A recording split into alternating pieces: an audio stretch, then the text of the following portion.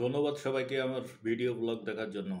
আজকে যে বিষয় নিয়ে আলোচনা করব সে বিষয়টা হচ্ছে বর্তমান আমাদের দেশের রাজনীতি যে ঘুরপ্যাচের মধ্যে পড়ে গেছে, যে একটা ঘূর্ণায়মান স্রোতের ভিতর আমরা আটকা পড়েছি এবং আমাদের সামনে অর্থাৎ আমাদের দেশের নেতৃত্ব বদলের ক্ষেত্রে এবং রাজনীতির সমীকরণে যে দ্বিধাদ্বন্দ্ব দেখা দিয়েছে সে বিষয়ে আলোকপাত করার জন্য।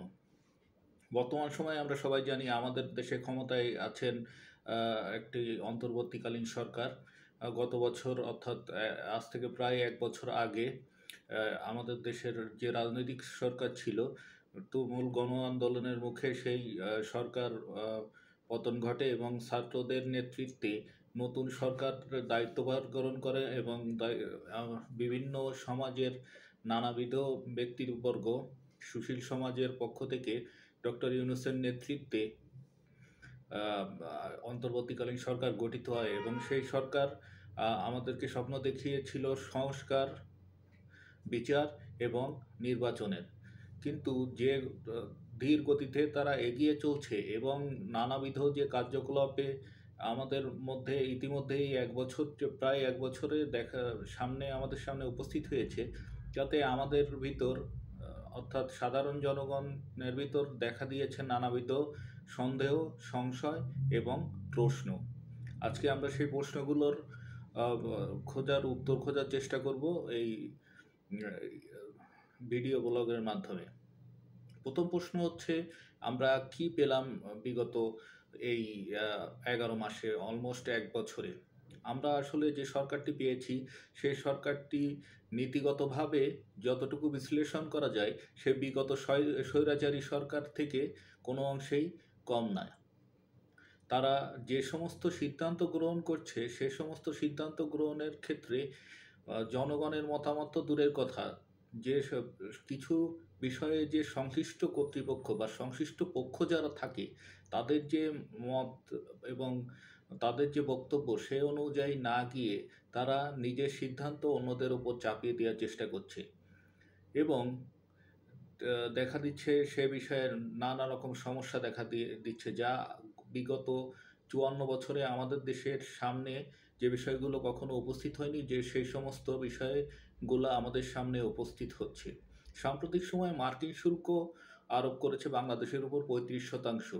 সেইখানে সরকার আলোচনার ক্ষেত্রে ব্যবসায়ীদের, যারা প্রকৃতপক্ষে স্টেক হোল্ডার, প্রধান স্টেক হোল্ডার হচ্ছে ব্যবসায়ী, সেই ব্যবসায়ীদের না নিয়ে নিজেরাই আলোচনা করে সে বিষয়টা সমাধান করার চেষ্টা করেছে, কিন্তু সে বিষয়টা পূর্ণাঙ্গভাবে ব্যর্থ হয়েছে, যার ফলশ্রুতিতে ব্যবসায়ীরা এবং অর্থনীতিবিদরা তাদের নানাবিধ সংশয় প্রকাশ করেছে।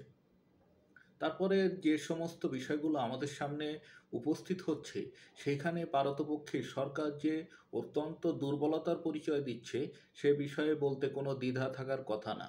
সাম্প্রতিক সময়ে আমরা দেখতে পেয়েছি একটি দুর্ঘটনা, যে দুর্ঘটনাও আমাদের দেশের ইতিহাসে এক ভয়ানতম দুর্ঘটনা। আমি মাইলস্টোন কলেজের উপর যে যুদ্ধবিমান বিধ্বস্ত হয়েছে সে বিষয় নিয়ে কথা বলছি। সেই বিষয় নিয়ে যে কোনো অনেক ধরনের গুজব ছড়ানো হচ্ছে এ বিষয়ে আমরা বুঝতে পারছি, কিন্তু এই নানাবিধ গুজবের মধ্য থেকেও কিছু প্রশ্ন আমাদের সামনে চলে আসে। সেইখানে আমাদের সরকারের যোগ্যতা এবং যে আপনার ক্রাইসিস মোমেন্ট ট্যাকেল করার যে প্রশ্নগুলো আসে সে প্রশ্নগুলো আমাদের সম্মুখে মানে বিভিন্ন যে সংশয় জন্ম দিয়েছে সেই সংশয় জন্ম দেওয়ার সুযোগ করে দিয়েছে। যেমন এই পরীক্ষা উদ্ধার কাজের সাথে সাথে মৃতের বা যারা মারা গিয়েছে বা আহত হয়েছে তাদের যে তথ্য প্রকাশ করার ক্ষেত্রে ধীর বিলম্ব ও এবং যে আপনার বিভিন্ন ধরনের সংশয়, সে বিষয়গুলো আমাদেরকে উদ্বিগ্ন করেছে। তাছাড়া যে আমাদের এই সময় চলছিল হচ্ছে এইচএসসি পরীক্ষা, আমাদের দুর্ঘটনাটি ঘটার সাথে সাথেই কিছু সময় পরে এখানে জাতীয় শোক ঘোষণা করা হলো পরবর্তী দিনের জন্য, কিন্তু পরবর্তী দিনে যে এইচএসসি পরীক্ষার্থী ছিল বা পরীক্ষা ছিল সে পরীক্ষার বিষয়ে কোনো ধরনের কোনো নির্দেশনা দেওয়া হয়নি। সুতরাং ধরেই নেওয়া হয় যে এই পরবর্তী দিনে এইচএসসি পরীক্ষা অনুষ্ঠিত হবে, কিন্তু রাত ২টা ৪৯-এর সময় গিয়ে ঘোষণা করা হয়, তাও ফেসবুকের ঘোষণার মাধ্যমে, এবং যে ব্যক্তি ঘোষণা করেছেন সে আসলে ওই শিক্ষা সম্পর্কিত মন্ত্রণালয়ের ব্যক্তি সম্পর্কিত ব্যক্তিও নন। সুতরাং রাত ৩টায়, অলমোস্ট ৩টায় যদি ঘোষণা করা হয় যে আগামীকালের পরীক্ষা হবে না, তাহলে শিক্ষার্থীদের ভিতর দেখা দিয়েছে, অনেক শিক্ষার্থী পরীক্ষা কেন্দ্রে চলে গেছে, যে দেখছে যে পরীক্ষা হচ্ছে না। কারণ অত রাত্রে আসলে কারো জানা সম্ভব না। এক্ষেত্রে শিক্ষা মন্ত্রণালয় অত্যন্ত আ নীরব ভূমিকা পালন করেছে, এবং তাদের যে কর্মক্ষমতার আ যে প্রয়োগ সেখানে তারা করতে পারে নাই। এবং চিকিৎসার ক্ষেত্রে আমরা দেখতে পেয়েছি যে আমাদের যে স্বাস্থ্য উপদেষ্টা মহোদয়া আছেন, তার কোনো বক্তব্য এক্ষেত্রে দেখতে পারিনি। এবং আমাদের আসলে একটা বিষয় নিয়ে আমাদের সামনে সংশয় বেশি দেখা দিচ্ছে। আসলে মানে কার মন্ত্রণালয় কে চালাচ্ছেন, এবং কে কোন মন্ত্রণালয়ের দায়িত্বে আছেন, বা সরকারের কার কি দায়িত্ব? যার দায়িত্ব হচ্ছে ভাত রান্না করা, সে যদি আপনার পোলাও বা বিরিয়ানি রান্না করে, সেই রান্না তো নিশ্চয়ই ভালো হবে না। আমাদের এখানেও সেই বিষয়গুলো দেখা দিয়েছে। যিনি ফুটবল খেলেন ভালো, তিনি খেলা শুরু করেছেন ক্রিকেট। আর এখানে দেখা যাচ্ছে কোনো খেলোয়াড়ই ভালো না। কেউ ফুটবলও ভালো খেলেন না, কেউ ক্রিকেটও ভালো খেলেন না। সুতরাং যে একটা জগা খিচুড়ির মধ্যে আমরা পড়ে গেছি, সেইখানে সংস্কার আমরা কখনোই আশা করতে পারি না। সংস্কারের যে কমিটি গঠন করা হয়েছে, জাতীয় ঐকমত্য কমিশন, দিনের পর দিন শুধু মিটিং করেই যাচ্ছে রাজনৈতিক দলগুলোর সাথে। সেখানে যে সকল রাজনৈতিক দল অংশগ্রহণ করছে কিনা এবং তাদের মতামত দিচ্ছে কিনা, বা দিন শেষে আলোচনা যাই হোক, কমিটি যে বিষয়ে, বা কমিটি যাদের প্রচ্ছন্ন ছায়ায় চলছে, তারা যে সিদ্ধান্ত গ্রহণ করবে সেটি দিন শেষে সর্বশেষ।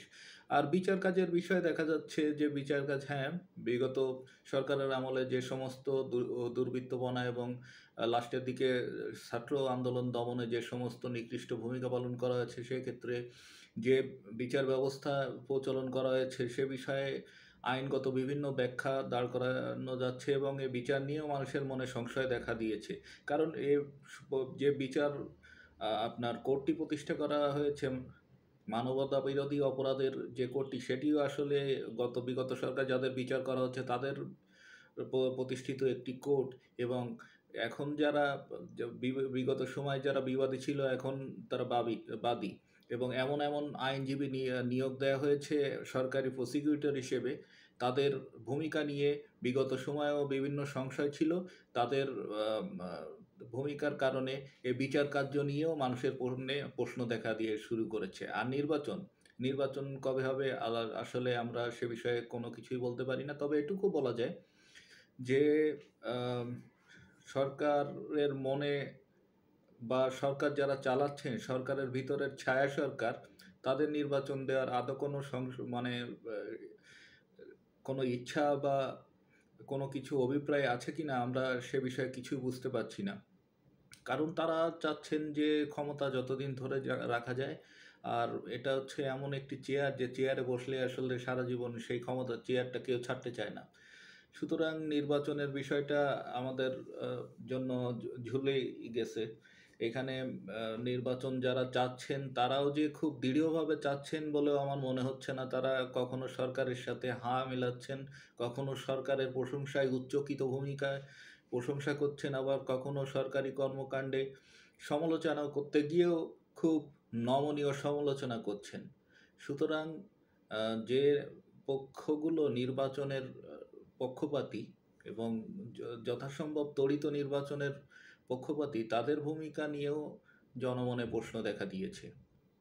এখন কি হবে আমাদের দেশের ভবিষ্যৎ? কারণ যতক্ষণ না রাজনৈতিক একটা সরকার আসছে, ততক্ষণ আমরা গণতন্ত্র প্রতিষ্ঠা পাওয়ার পথ সুগম হতে বিভিন্ন বাধা আসবে, এটাই স্বাভাবিক।